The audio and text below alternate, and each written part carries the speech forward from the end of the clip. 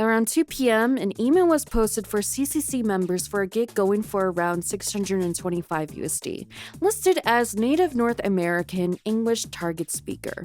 Before we start, CCC, or Casting Call Club, is a website that helps recruit voice actors, artists, and many more for projects, usually of indie nature.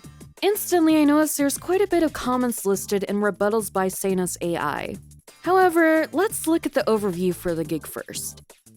Our AI-based software enhances communication by translating accents in real time. Call center agents in the Philippines and India use our technology to improve customer interactions. While American English is the current default output, future versions will include a wider range of accents. To refine our speech models, we seek Native American English speakers to re-record call center agent lines in American accented English. This ensures natural conversational delivery, prioritizing clarity and accuracy. We're looking for candidates with exceptional language skills to join a 25-hour recording project starting mid to late May 2024, lasting 2 to 3 weeks with potential extension. No professional recording experience or studio quality equipment is required. However, exceptional listening skills, attention to detail, and commitment to deadlines are essential. And now it goes to requirements. So I can already see most of the things that they were talking about before in that last paragraph. However, one requirement I do not see is being over the age of 18. Although it is listed that talents must sign a non-disclosure agreement, that still doesn't exactly explain it away. If you check any other gig on this website, you can already tell there is a lot of children here. According to Casting Call Club's terms of service, you must be at least 13 years old to use their services. But let's go to the comments. Let's see what points they have. First comment, no, never. And then a reply to that, I guess at least they're upfront about wanting to use your voice to ensure no Native American voice actor ever works again. Sanus AI replies, Chris, if you have any general objection to auditioning for any AI projects, you have every right to choose not to do so. But as previously posted, our company's product isn't voice cloning, which may be what you are referring to. Our speakers have given their consent for their voice to be used as training data to develop a specific type of software that helps speakers with strong accents communicate more clearly. In fact, the audio output is slightly accented, like a speaker who is a native of the Philippines or India. Another person comments, this company intends to use recordings of your voice to train AI for robocall spam purposes. You have no idea what sort of sketchy, likely illegal operations your AI voice will be used for. Consider if losing the rights to your own voice and the damage to your long-term employability are worth a one-time payout. Sanus AI comes back with, as previously replied, our company's target speech collection agreement ensure that speakers have given permission for their voice to be used as a training dataset to develop a narrowly defined type of software. Unfortunately, there are unethical or uninformed companies who replicate and synthesize voices without permission.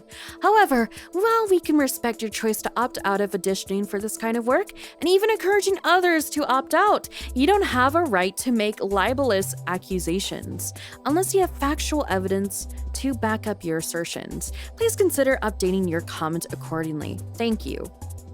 Which brings up the question, how is the process for vetting the software to other companies that want to use it? A big con I see here is you will not be able to know who is using your voice. And you basically have no control if they're being used for nefarious purposes. Your name is attached to it. And that would be the worst feeling in the world as a voice actor, your voice being used for purposes out of your control. And although it says real-time accent translation, it is basically your voice still. As you can see, in some of the clips I will show here, these are people in their natural voices, and then through Sana AI, they are now completely robotic, completely depending on the voice.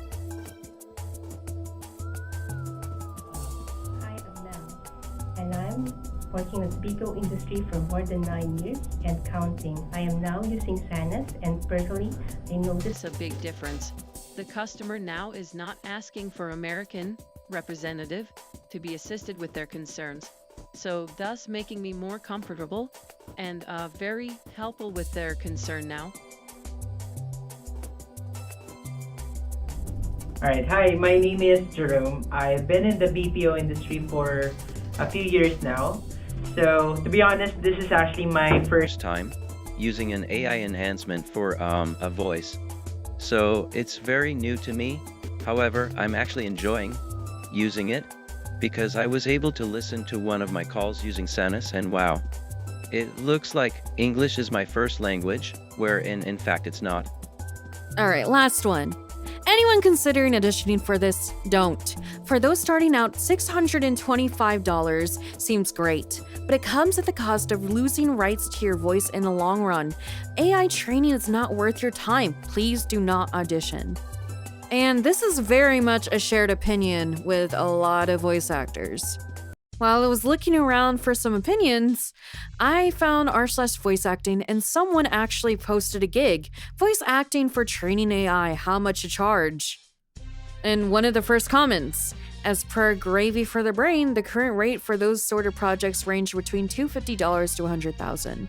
I would strongly recommend she consult with a legal specialist in voice acting contracts before working on any AI or text-to-speech projects, given how detrimental they are to the industry, and the scary reality that her voice could potentially become the next text-to-speech synthesis model. Personally, I wouldn't touch this kind of work. Another comment that struck out to me was this one. I literally just posted a video about AI voice companies, see below. Granting full legal rights to our recordings should be a huge no to any professional voice actor, which is why questionable developers are approaching newcomers. This is the exact problem I'm seeing right now. This person, or company for that matter, is literally going out here to what most can say is an amateur casting call website. And there's quite a bit of professionals on there, don't get me wrong.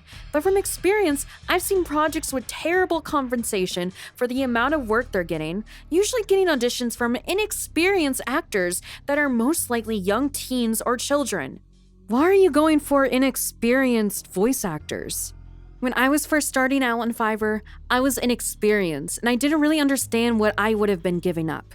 They didn't ask my age, tried having me sign an NDA, and I wasn't able to fulfill the project due to being out at the time. But they had me interested due to the amount of money on the line. What I regret the most is not looking further into the things I was voicing in. If you have any prospects for a professional voice acting career, remember what you're putting on the line when you're doing this type of stuff. So if you are even thinking about training AI, get legal representation. Talk to a lawyer. Or on the flip side, if you don't want anything to do with AI, and you do not consent to having your voice being used for things you don't even know about, there's a helpful document from Nava Voices. Synthetic voice / artificial intelligence writer, Nava. So whenever you're freelancing, go ahead, send over this document. I'd say, in conclusion, please don't sell yourself short, or go into things without doing research or seeing what others have to say about it. See the project yourself, look around the website of the client, and think about how your voice could be contributed in the future. Thanks for watching, and again, be cautious out there, freelancers.